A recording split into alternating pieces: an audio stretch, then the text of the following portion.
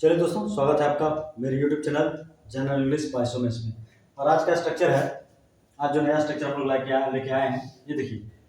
इसका प्रयोग हम लोग कब करते हैं? इसका प्रयोग हम लोग करते हैं कोई भी चीज़ हमारे पास हो, या कोई वस्तु हमारे पास हो, या कोई आइडिया हमारे पास हो, या कोई कॉन्सेप्ट हमारे पास हो, या कोई इच्छा हो। इन सब चीज़ों को व्यक्त करने के लिए, क्योंकि ये सब सिचुएशन से बने हुए सेंटेंसेस है, तो इनको व्यक्त करने के लिए हम लोग इसका प्रयोग करते हैं। अब देखिए कैसे करते हैं, जरा देखिएगा। तो सब्जेक्ट प्लस हैज है प्रेजेंट टेंस में, सब्जेक्ट प्लस हैज है प्रेजेंट टेंस में यूज करेंगे। तो सब्जेक्ट प्लस हैज है नाउन प्रोनाउन एडजेक्टिव एडवर्ब, ठीक है, ये प्रेजेंट टेंस का हुआ। पास्ट टेंस में कैसे यूज करेंगे? तो सब्जेक्ट प्लस हैड फिर नाउन प्रोनाउन एडजेक्टिव एडवर्ब, ठीक है, ये पास्ट टेंस में चला जाएगा। फिर subject plus will shall have, ये फ्यूचर टेंस में प्रयोग होगा। फिर लास्ट में लाएंगे नाउन प्रोनाउन एडजेक्टिव एडवर्ब, ठीक है। और यदि इनका नेगेटिव बनाना हो तो दो तरीके से नेगेटिव बनाया जा सकता है। एग्जांपल से देख के समझ लेते हैं, ठीक है। देखिए जैसे हम लिखते हैं आई हैव एन आइडिया, ठीक है, मेरे पास एक उपाय है, मेरे पास एक आइडिया है। इसको नेगेटिव बनाएंगे, आई हैव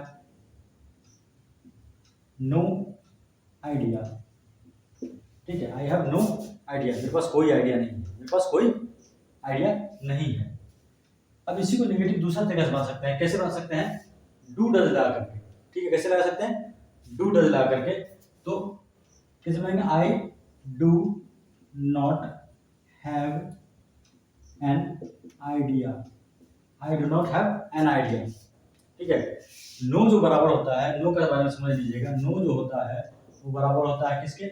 नॉट एनी या फिर ए के, यानी कि या तो नॉट ए बोल सकते हैं या फिर नॉट एनी बोल सकते हैं, ठीक है। नो नो नहीं बोल करके, अगर आप नो नहीं बोलना चाहते हैं तो नॉट एनी बोलिए या फिर नॉट ए बोलिए, ठीक है। तो हम यहाँ पर बोल सकते हैं I have not an idea, I have not an idea, या फिर आई हैव नो आइडिया, ठीक है। नो और नॉट में फर्क है। नो क्या है? नो एक एडजेक्टिव की तरह काम करता है और नॉट एक एडवर्ब की तरह काम करता है। ये जब एडजेक्टिव और एडवर्ब के चैप्टर पढ़ेंगे तो हम लोग ज़्यादा बेटर तरीके से समझेंगे, ठीक है। अभी फिलहाल जानिए कि नो जो है एक एडजेक्टिव की तरह काम करता है और नॉट एक एडवर्ब की तरह काम करता है। तो एडजेक्टिव क्या होता है? जो नाउन के पहले आए। और एडवर्ब क्या होता है? जो कि किसी वर्ब के पहले आए, या एडजेक्टिव के पहले आए, या फिर किसी एडवर्ब के पहले आए, ठीक है। तो नो एडजेक्टिव हो गया, नॉट एडवर्ब हो गया। I have an idea, I have no idea, या फिर बोल सकते हैं, ये दोनों एक ही है, I do not have an idea, ठीक है।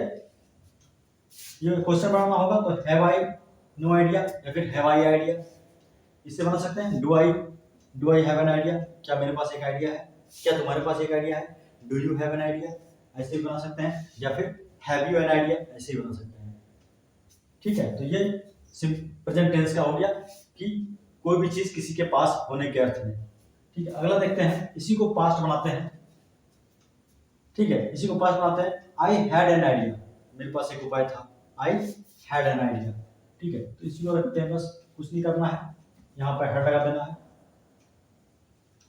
मेरे पास एक उपाय था, आई हैड एन आइडिया, मेरे पास एक उपाय था।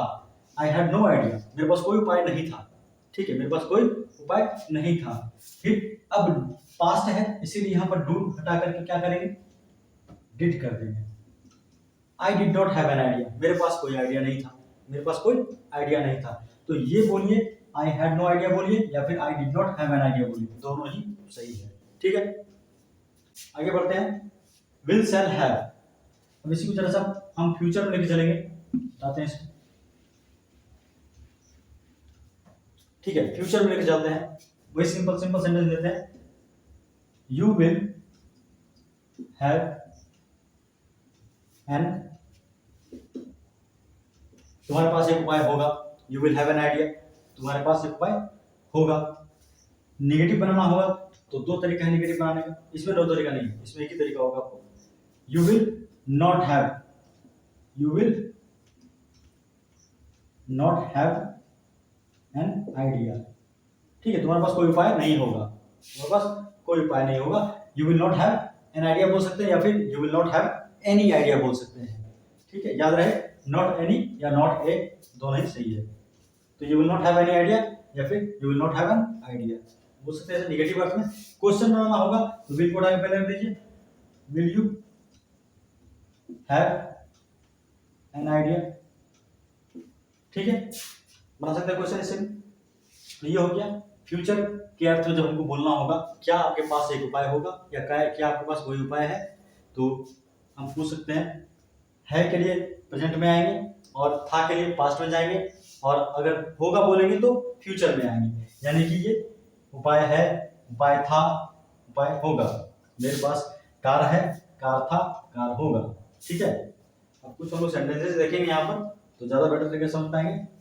ठीक है, अभी तो फिलहाल एक बहुत ही सिंपल सेंटेंस में बहुत ही सिंपल एग्जांपल के साथ आपको ये बताने की कोशिश किया गया है कि हैज हैव का प्रयोग, हैड का प्रयोग और विल शैल हैव का प्रयोग किस तरह से करते हैं हम लोग कोई भी चीज पास होने के अर्थ में, कोई इच्छा पास होना, कोई या कॉन्सेप्ट होना, इस तरह के। तो चलिए देखते हैं। बिना समझ गवाए इन सेंटेंसेस को देखेंगे इंग्लिश में कैसे बोलते हैं इसी के हेल्प से। ठीक है, तो मेरे पास तुम हो, ये थोड़ा सा टिपिकल सेंटेंस है, इसको लास्ट में देखेंगे। ठीक है, इसका नेगेटिव और इसका जो इंटरवेटिव होगा वो थोड़ा अलग टाइप का होगा, तो अभी देख लेते हैं। फिलहाल गरीबों को साधन नहीं है, गरीबों को साधन नहीं है, ये एक नेगेटिव सेंटेंस है, तो हम या तो इसके अनुसार बना दें या फिर इसके अनुसार नो लगा के बनाएं। ठीक है, दोनों तरीके से बना देते हैं। The poor have no means में साधन एक तरीका ये हुआ। अगर डू डज लगा बनाना चाहते हैं तो ऐसे बना सकते हैं, the poor do not have means. ठीक है, गरीबों को साधन नहीं है, the poor have no means, और इसी का फिर translation the poor do not have means. सही है।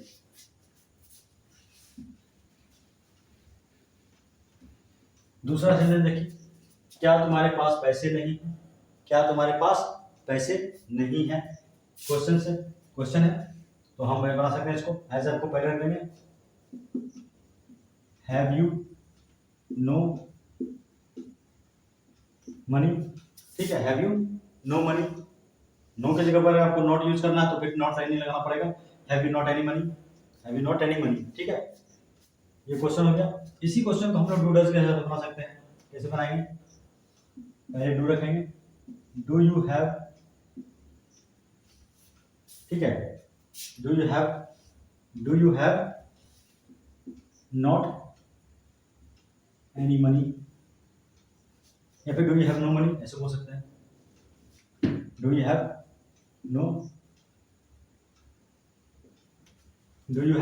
No money. ठीक है, क्या तुम्हारे पास पैसे नहीं है, हैव यू नो मनी, या फिर do you have no money. कोई दिक्कत? आगे देखिए, इस तरह से हम लोग दोनों तरह से बनाते चल सकते हैं। ठीक है, आप डू से बना के बनाइए या फिर हैज से बना के बनाइए। नेगेटिव क्वेश्चन हो गया ये, और ये हो गया नेगेटिव। मुझे तुमसे उम्मीद थी। ठीक है, मुझे तुमसे उम्मीद थी, हम कह सकते हैं आई हैड एक्सपेक्टेशन।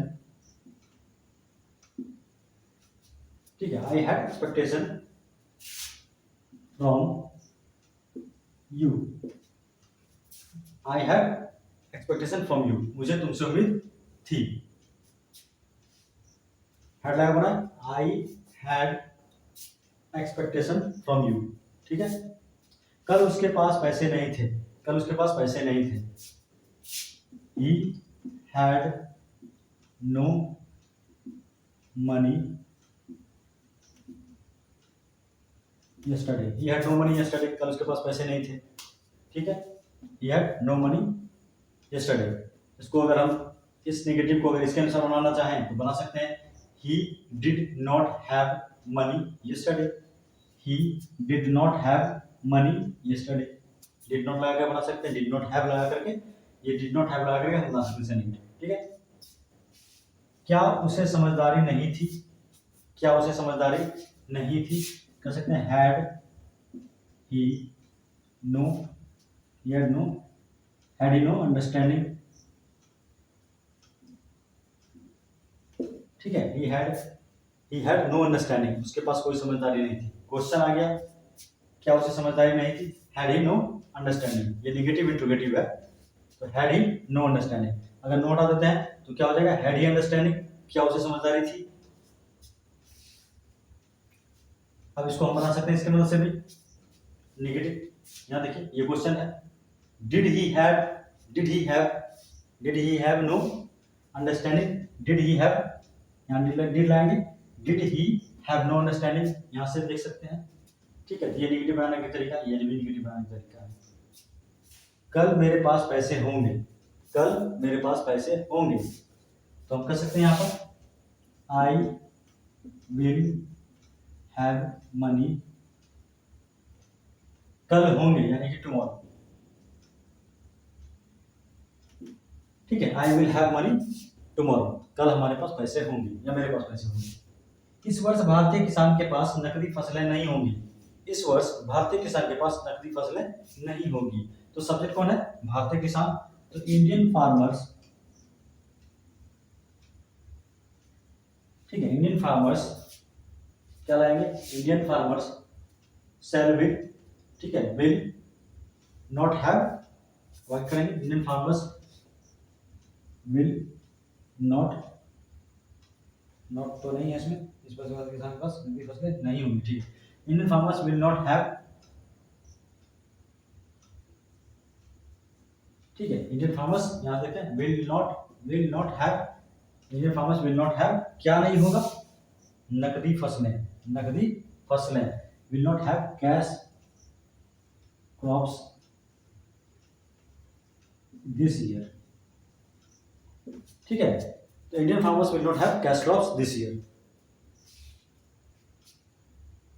क्या इस वर्ष हमारे पास नौकरी के बहुत सारे मौके होंगे, उसी प्रकार सेंटेंस से क्वेश्चन है, क्या इस वर्ष हमारे पास नौकरी के बहुत सारे मौके होंगे, तो शैल वी, शैल उठाएंगे यहाँ से, शैल वी हैव बहुत सारे, ए लॉट ऑफ, ठीक है, ए लॉट ऑफ क्या, अपॉर्चुनिटीज। ठीक है,